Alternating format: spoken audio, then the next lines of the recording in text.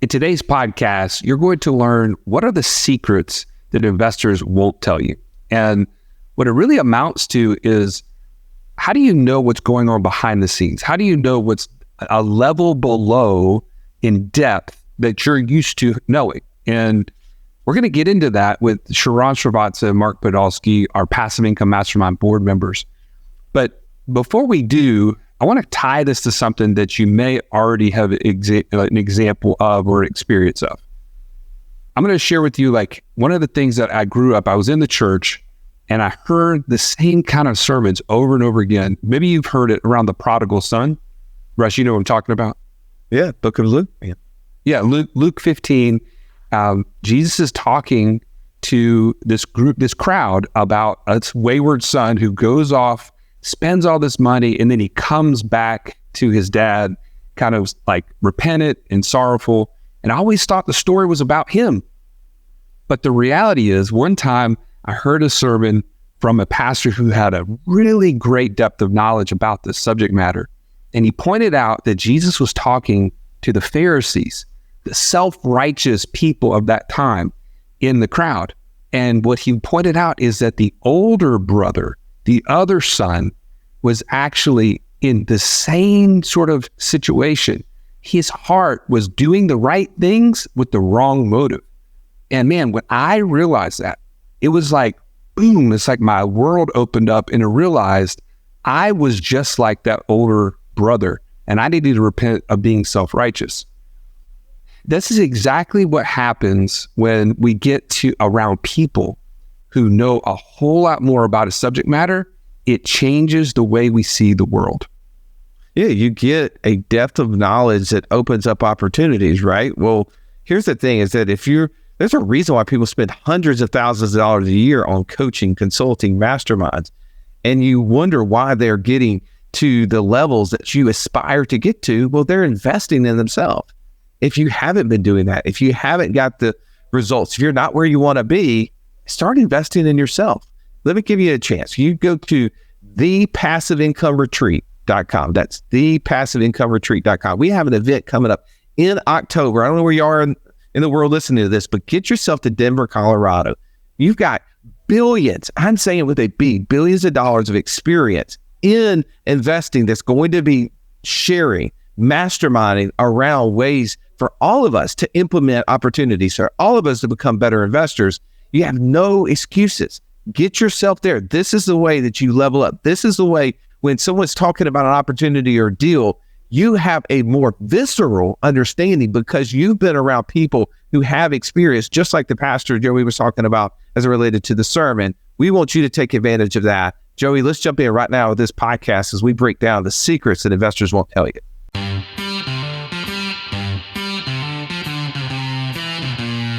Welcome to the Wealth Without Wall Street podcast, your guide to understanding how to get out of the Wall Street rat race and start your own mailbox money lifestyle. Now, don't let these handsome Southern draws fool you.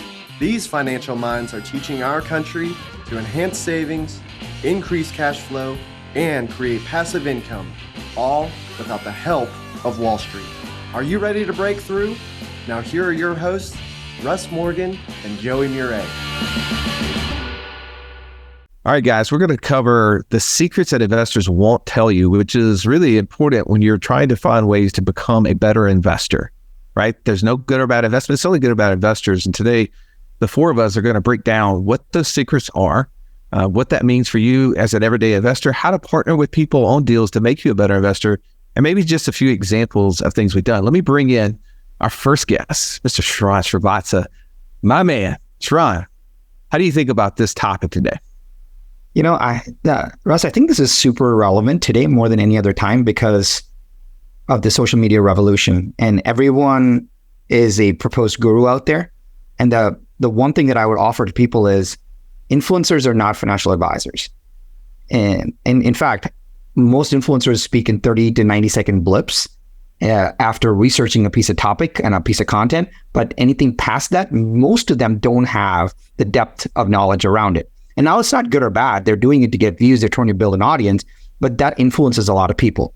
And because of that, we think that any investment is easily accessible. Any investment like making an algorithmic trade by buying AI that'll just buy your stocks for you on Robinhood, or making some random investment because someone else made you do that. The stuff that is mass market is arbitraged out. You're going to get mass market results with mass market investment. If you want an easy button on anything is not going to get you transformational results. So I think that I want to caution people, and I want to caution myself and all of us here, is that if there's an easy button on this, somebody else needs to kind of work through the idea. My partner Robert always says, if it's passive for somebody, it needs to be active for someone else. So just because it's passive investment for you, someone has to go do the work to create value. And so I think the biggest secret a lot of investors miss, and the best investors know, is that finding the right deal flow is not the mass market ones. Finding the right deal flow that creates big results, you got to dig a little.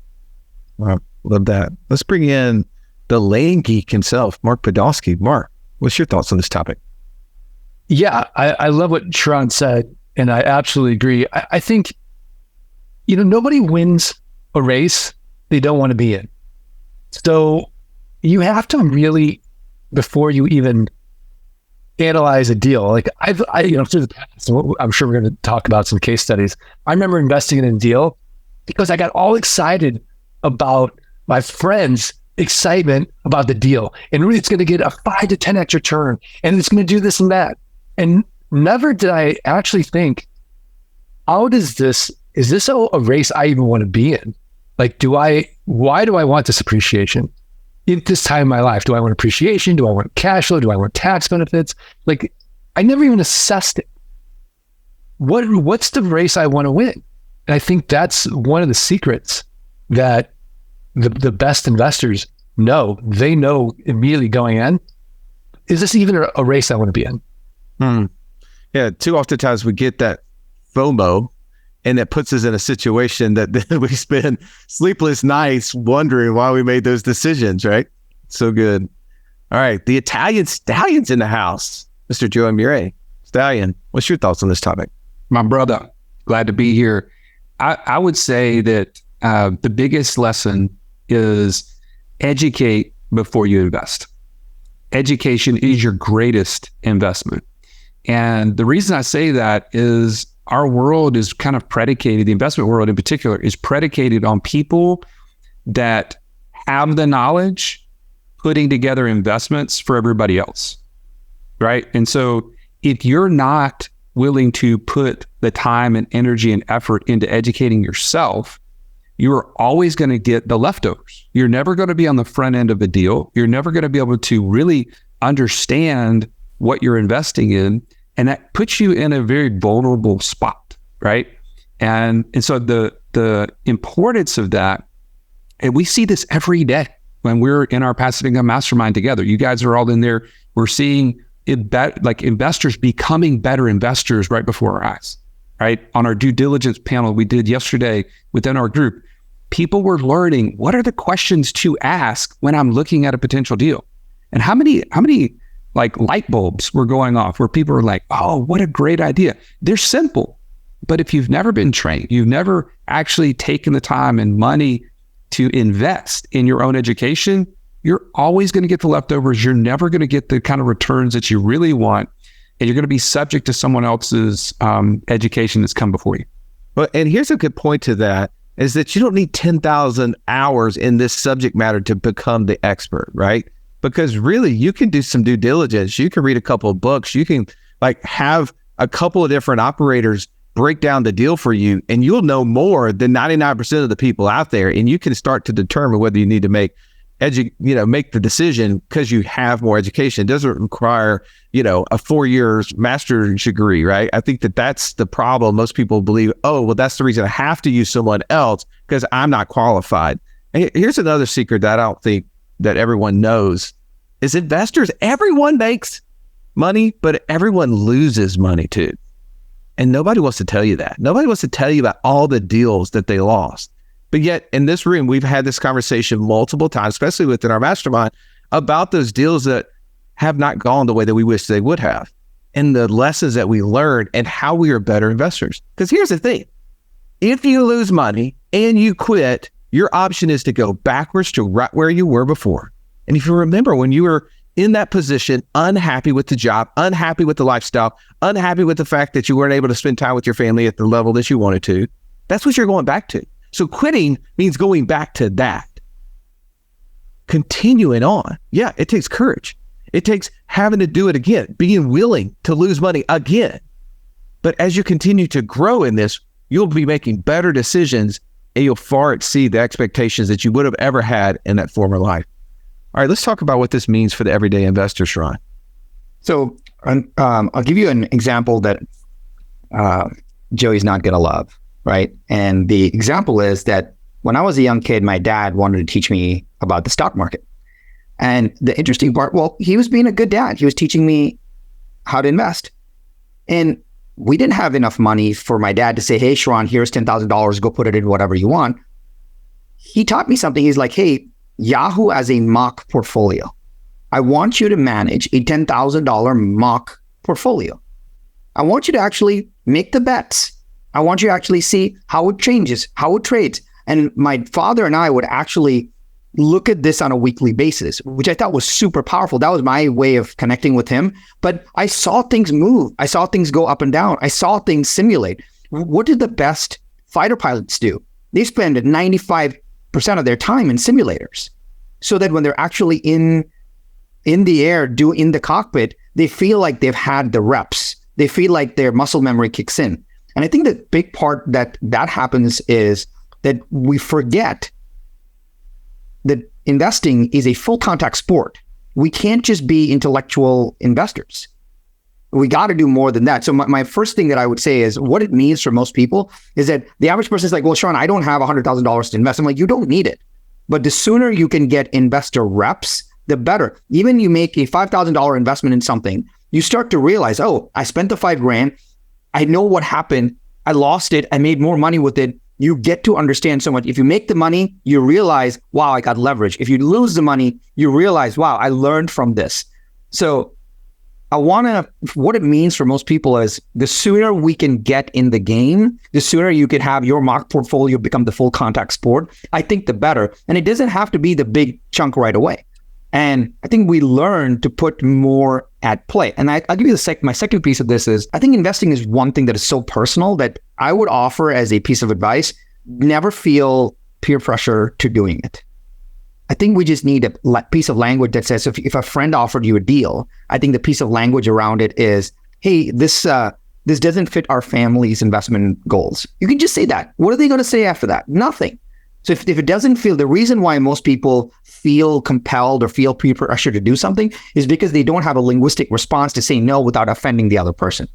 If Russ offered me a deal and I didn't want to do it, I didn't feel comfortable about it, you can give a very generic, vague answer saying, hey, this doesn't feel in line with our family's investment goals. What is Russ going to say? He's going to respect that. The reason why most people get peer pressured is because they don't have the language to say no thoughtfully, caringly, and you should also invite the opening for the future. Hey, Russ, this doesn't feel like it's in alignment with our future goals, but if it's okay with you, I'd love to do something else with you in the future. Would you keep me in mind for future opportunities? That feels really good without feeling pressured around it. So I would offer that don't feel like you need to do every deal to get the next deal, but be honest when you say it doesn't feel in alignment.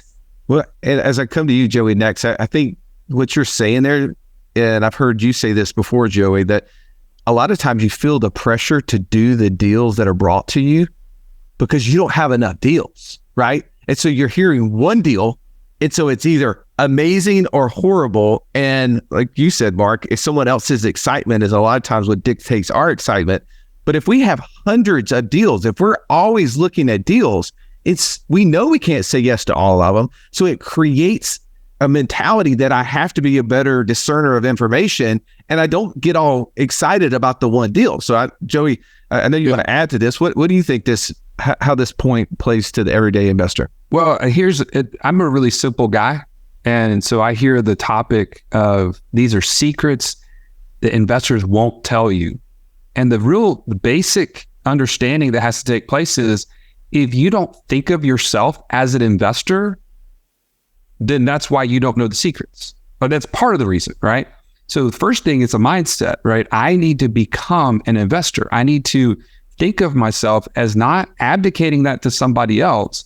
Oh, well, they're they're more, they do more real estate deals. They understand this. So they're the investor. I'm just somebody that could invest with them. No. You're an investor. And if you can change that little thing in your brain that says, I'm an investor, you start to see these things a lot more. They're no longer secrets. The second thing about that is they're only secrets if you're not in the right groups, right? If you are not in and among other investors who are farther along than you, then that's why they're secrets. But in those rooms, they're not. They're readily available. In fact, in places like our Passive Income Mastermind, which, by the way, it doesn't have to be our mastermind. It could be anything. But you need to give yourself the opportunity to be behind those scenes so that these are no longer secrets, that you can actually take action on these things and you can become the person that knows, that kind of sees what's going on. One of our mentors, Nelson Nash, the founder of the infinite banking concept, the guy that really dramatically changed Russ and I, our lives in terms of this whole topic of investing. He says, when you know what's going on, you'll know what to do.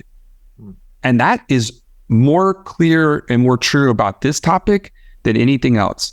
When you see what's going on in the investment world, you know exactly then what to do. If you want to know one comment on this one, I think that my coach told me this. She's just super powerful. She said, you want to be around people where your aspiration is their current reality. Right. And that is super, like, if you want to be an investor and if you are with investors, they will talk like that is what their current reality is. We all talk about our current reality all the time. We all say that, hey, I went golfing this weekend. That is my current reality. But for those that is their aspiration, current reality becomes normal conversation. And as Joey said, it's not secrets anymore. So if there is a way for you, me, us to be in more fellowship with people where our aspiration is their current reality, I think that's the fastest way to level up. As you're listening to this, if you don't have a group of people who are challenging you, where your aspirations are greater than anybody around you and you have nobody to challenge you to a higher level, I'm going to call you to action right now. Go to thepassiveincomemastermind.com and take advantage of the opportunity to apply to be a part of this group and to sit in rooms with Mark Podolsky, with Sharran Srivatsaa and Joey Murray, and many, many more people with thousands of deals of experience that help you level up each and every day. All right, Mark. So first point was, how does this apply to the everyday investor? I want to come to you now. How, though, do we partner with people? So, partnering with people used to be really complicated, right? But today, with technology, there's an easy button.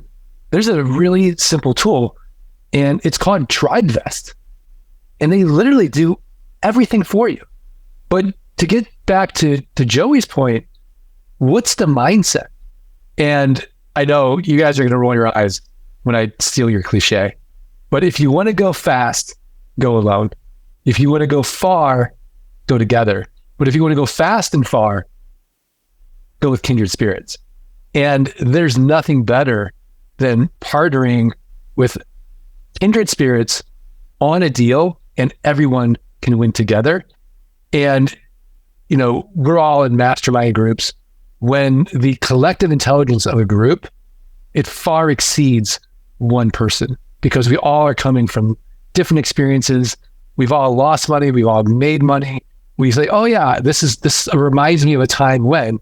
Here's a red flag. Oh yeah, this reminds me of a time when I made a ton of money, and it's just, this works. So that is why you should partner with other people, and certainly use a simple tool. Use TribeVest. It makes it easy.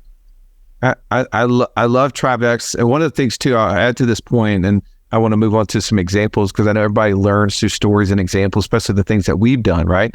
The one way to help you become financially free is listening to other people who've already done that, and then you can use those examples, use that inspiration. But the key to partner with people is also finding out what your strengths are, what your area of genius is, and also understanding where your areas of weakness are. And Sharran has a great saying, don't work on your weaknesses. All you're going to do is have strong weaknesses, right? You need to find partners who have strengths in areas that you don't. So when you find partners, look for people who possess things that you don't possess. There's many, many tools out there can do that, whether it's DISC, Colby, Culture Index. Find some sort of tool that can help you analyze the people that you need to be partner with, because you know who you are and you know where your areas of strengths are, but the areas that you need to upgrade in. If you've listened to our show for any length of time, you've heard us talk about infinite banking and how we are able to use that concept to create over $50,000 a month in passive income. But it's just not that easy to figure out, how does this all connect into my own personal system? Stallion, that's why we created the passive income operating system, bro. It shows you how to turn active income into passive income. It makes all the steps come together. If you would like to get access to it as a podcast listener, we've never given this away in public before, go to what'swhatwallstreet.com/PIOS. There was nothing worse than walking into class when you're in school and the teacher saying, pop quiz day. Why? Because you were unprepared. Are you unprepared though for financial freedom? Don't be. Find out how close you are by taking our 30-second quiz at wealthwithoutwallstreet.com/quiz. All right, Sharran, let's talk about some examples of things we've done so we can help people understand how they can have the secrets that have been in our minds so that they can use those to gaining more financial freedom for themselves. Yeah, I'll give you a big mindset shift that happened for me. I thought investing was a solo game because money's personal, and I had to figure out how to invest. I had to figure out where to go. I had to figure out, do I actually, if I talk to this person, I have to make it all hypothetical. I had to say, hey, Mark, just assume I was going to invest maybe like $10 into this. What would you do? So I have to concoct these random scenarios to get advice. And I think that's the number one problem, is when you have to do hypotheticals with people that can't actually help you. And so the big shift that one of my partners today, has been my partner for 20 years, told me was, he said, Sharran, if you realize that investing in groups is the only way you invest, and that is the only choice you make, making money with groups, making money with friends is way more joyful than making money any other time. And that was a big shift for me. So I have not made that. I got the early education early on, where I had done a couple of deals, and I bought my first real estate property without anybody's help, and I could have done it so much better. I got the down payment off my credit cards, and I actually did that myself. So I got into a property, I got $20,000 in a credit card advance. I got a loan on the rest. And looking back, I would not have done that at all, because in net, I made no money. Net, it was super stressful. Net, I had nobody else to talk to about it, because when we put our personal lives on the line, our personal savings on the line, our personal investments on the line, and you don't have somebody in the game with you to talk through it with you, to talk about the highs, or celebrate the highs and to talk through the lows, it's very difficult. I'll give you one example. This is super important. Sometimes deals go bad. And when they go bad, you have nobody to talk through with, what do we do next? And one of the deals that me and my partner invested in recently went sideways. And I would tell you that it would have taken me a long time to get over it, but just having him to talk through what to do next was helpful. And then he had an attorney. He's like, hey, I have an attorney who's a friend who will actually consult with us on this. And then we were able to get on a call doing that. And I was like, hey, I have a friend who's an analyst who has a model that can run this. And we were able to pull that together. If I had to do that all myself, I would have been so scared, so nervous, and would not sleep well at night. So a big lesson for me is, I made a decision early on after I got this piece of advice that I don't make any investments myself. I'm always investing in groups only. I only invest in groups because making money with other people is way more joyful, because then if the four of us invested in something and let's say we made money around it, the next time one of us gets a deal, we're like, hey, I want Sharran in on this deal. So we get to see more opportunities because we invest together. And if something goes awry, we have a great story. We have a joint learning. We have a joint camaraderie around it as well. So either situation is pretty powerful. So my big learning on this was, I just made a baseline decision that I'm only investing with other people, with groups, because investing in groups is so much more joyful and has a nice protective baseline around it. Yeah, I love that. Mark, how about an example of something that you've done that would be helpful to the person listening right now? So you guys know I'm an inch wide and a mile deep. That being said, back in the day, I remember, I think it was like 2005. I did a house flip, my first house flip. This is in Phoenix. The market's going crazy. And it was I think it was a $400,000 home. And I remember, and I did it with a buddy. And the camaraderie and the bonding of doing it with my buddy was like, it was great because we were so excited about it. We're going to the house. We're meeting the general contractors. Now, would I ever do one again? No. Like when I factored in my time, I actually lost money on this deal. That's a side note. Anyways, but it was just kind of fun to do. And then we flipped it and we doubled our money and we learned a lot of lessons. And for me, the biggest lesson I learned was this is really fun to do with a buddy. And, Sharran mentioned, like, if your passive income exceeds 200% of your fixed expenses, you don't want to be the only person on the golf course on a Monday at noon because all your friends are working, right? And so there's so much more benefits to doing things together and it's joyful. But so I was using my example to kind of say there's more joy doing deal with friends. And Russ, I don't know, I feel like I've got ADD. I didn't sleep well last night. Did I even answer that question correctly? Well, yeah, I mean, you told us about a deal. I mean, that's what we were looking for. Yeah. I mean, you've kept with the theme that you believe that it's important for us to do deals with other people. And also sometimes you need to account for your time because I think too often times, right, we don't account for the time it takes to do a deal. And sometimes we think, oh, well, that's the pathway to success. Well, you can make money and there's nothing wrong with being active in investing to start making money, right? The concept that we have is the passive income mastermind. Our goal is to have 200% of our expenses covered by passive income. Means that we can't spend it all. We're going to have to give it to someone else. Well, in order to do that, you have to scale. So eventually you have to figure out how to learn the thing so that you can then start teaching other people how to do the thing. And then you become the land geek where you just watch money come in daily from flipping land and watching and managing other people who are doing it at a high level in something that's actually scalable. I love that. Stallion, what's your example that you'd like to share? Well, I mean, so far, I've heard each of you say there's more Joey when we work together. Like, I love that. I love being the center of everybody's world when it comes to investing. So I appreciate you guys. No, I'm just kidding. But the thought I have about this is take personal inventory about your strengths, about your experiences and your resources. We talk about this a lot in the world, that Wall Street world, about your investor DNA, and starting with those things can be super, super powerful when you're talking about your investing journey. It doesn't mean that that's where you'll end up, and it doesn't mean that that's where you'll stay. And I'll give you my example. When I left the mortgage business, the very first investment that I made was in doing private mortgages for other people. I didn't go looking for it, by the way. It just found me. I had somebody call up and say, hey, this is a realtor friend of mine. I've got this person. They don't really fit the mold as far as like a conventional mortgage, but I just thought of you and I thought, maybe do you know somebody who would be willing to do a private mortgage? I kind of took in the situation and immediately I could underwrite the deal. I could say, wait a minute, tell me about the person, tell me about the property, the collateral, what kind of terms are they willing to do, all these things. I could immediately, just without even thinking, ask some very specific questions. And I was very much at peace making this investment because I had so many reps leading up to that point. Now, had I thought about doing private mortgages before that? No. It was because I had this large amount of cash sitting in my policies, my own banking system, and I wasn't going to need that for any time in the near future. And so I had access to cash and I had this knowledge. I put those together and I made actually 2 private mortgages within a short amount of time. And those things were on autopilot.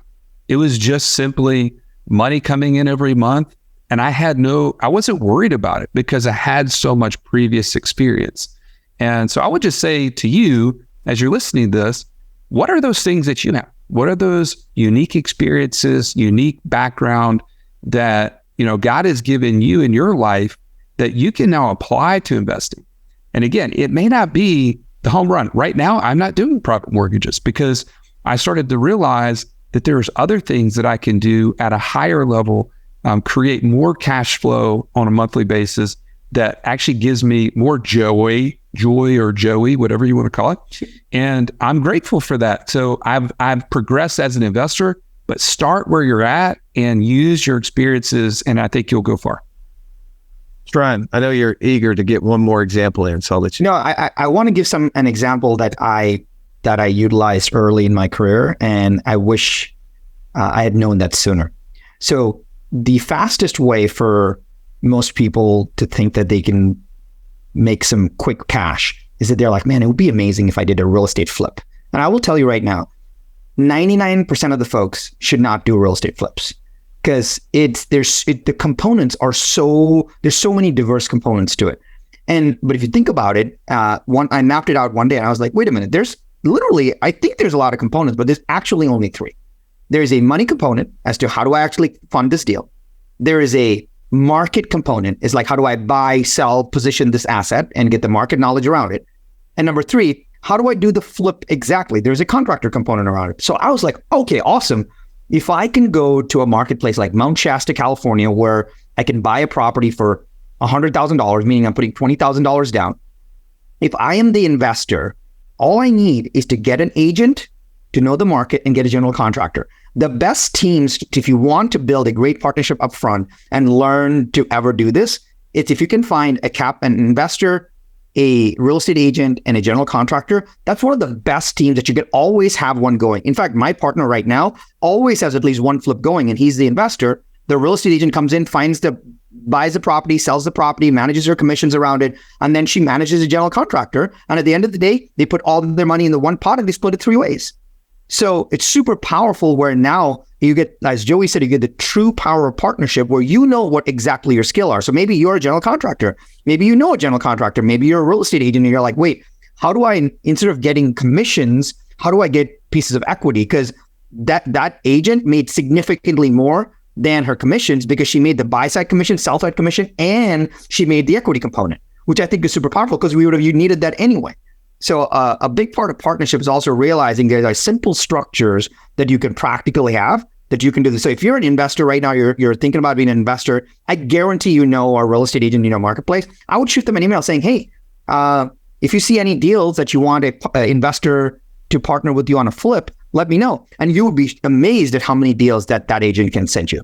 Every time, by the way, I hear you say Mount Shasta, it takes me back to like being 6 years old, going in my grandparents' refrigerator and trying my best to swallow down a diet Shasta Cola. Like, those things are the most disgusting things on earth. There's nothing. I love there's nothing in Mount Shasta, California, except the Mount Shasta itself. There's a little sleepy town.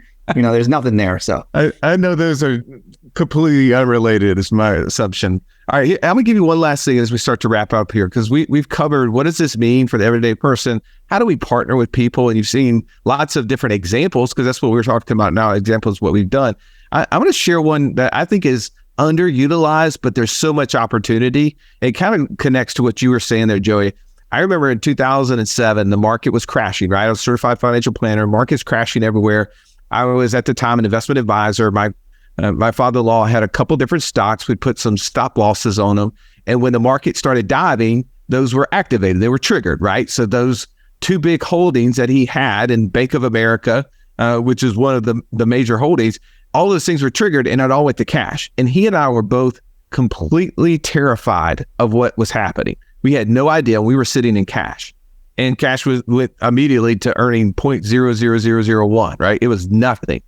Had no idea. I read the book that you referenced a second ago, the Becoming Your Own Banker book. And it was talking about what do banks do with money, right? They just take other people's deposits and then lend it out.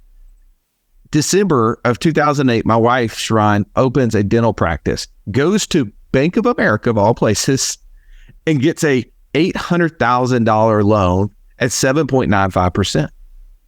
She starts making like a $7,500 payment every single month. And I'm reading this book talking about how it takes people's families' deposits and turns around and loans it back out to them in the form of home loans, car loans, credit card loans, and business loans. And I thought, all I've got to do is cut the middleman out of this transaction. And now my wife doesn't need to send the money to Bank of America. She can direct the money directly to her family. I go to my father-in-law. I was like, how would you like to have $7,500 a month coming in for the next 15 years on this, $800,000? He said, that'd be amazing. That doesn't exist. I said, what if it would be guaranteed and you would love the person that was sending it to you? He goes, what are you talking about? I told him. He was like, this is fantastic. And we didn't make it the full 15 years because my wife sold the dental practice in 10, so we paid him off the end. But that one transaction opened up a world of investing for us. We started to realize that we needed to be in control of the cash, as you were just talking about, Joey. And then it started to open our eyes to how will we partner with each other. So now we started doing deals together. We started doing real estate deals, business deals, all sort of opportunities happen because of that one book idea. Well, there's a lot of secrets that we didn't get to today. And I'm going to reference it again. If you want to see how to take part in a mastermind and have these conversations on a monthly basis, go to thepassiveincomemastermind.com and apply. We'd love to have a conversation with you to see if this is a good fit.